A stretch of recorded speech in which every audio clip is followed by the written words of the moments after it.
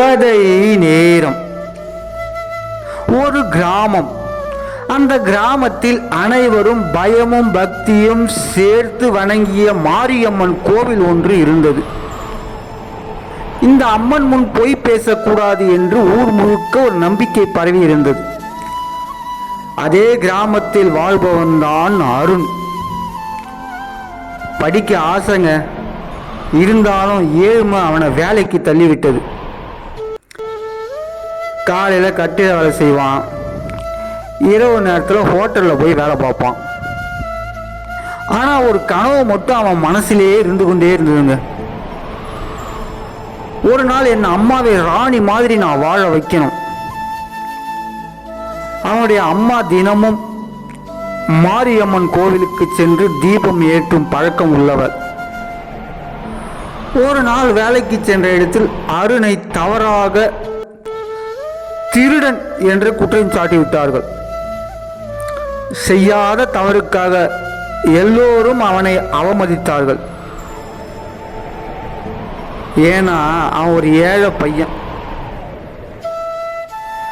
அவன் எல்லாத்துக்கும் ஆசைப்படுவான். அதனால அவன் நம்ப முடியாது, கண்டிப்பாக அவன் தேடி இருப்பான் என்று எல்லோரும் கூற ஆரம்பித்து விட்டார்கள். அந்த வார்த்தை அவன் மனதை நொறுக்கியது. அன்று இரவு முழுக்க நல்ல மழை பெய்து கொண்டிருந்தது. அவன் மனக்கவலையோடு நேராக அந்த ஊரில் உள்ள மாரியம்மன் கோவிலுக்கு சென்றான். கோவில் முன் நின்று கண்ணீர் விட்டு அழுதான். அம்மா, நான் எந்த தவறுமே செய்யலம்மா. ஆனா இந்த உலகமே என்னை தவறானவனா பார்க்குதும்மா. அதை என்னால் தாங்கிக்க முடியலம்மா என்று மனவேதனையோடு குமுறி குமுறி அழுக ஆரம்பித்து விட்டான். அந்த நேரத்தில் திடீரென்று மின்னல் பிரகாசமாக அடிக்க ஆரம்பித்தது. அம்மன் முகத்தில் இருந்த குங்குமம் காற்றில் பறந்து அவன் நெற்றியில் வந்து விழுந்தது. அவன் உடம்பு உடனே நடுநடுங்கி போனது. அடுத்த நாள் காலை உண்மையான திருடன் பிடிபட்டான். அருண் நிரபராதி என்று அனைவரும் அறிந்தார்கள். பின்பு அனைவரும் அவரவர்களே வெட்கப்பட்டு கொண்டார்கள். ஒரு நல்ல பையனை நம்ம தவறா நினைச்சிட்டோமே என்று. நேற்று அவனை அவமானப்படுத்தி அதே மக்கள் இன்று அருணிடம் வந்து மன்னிப்பு கேட்டார்கள்.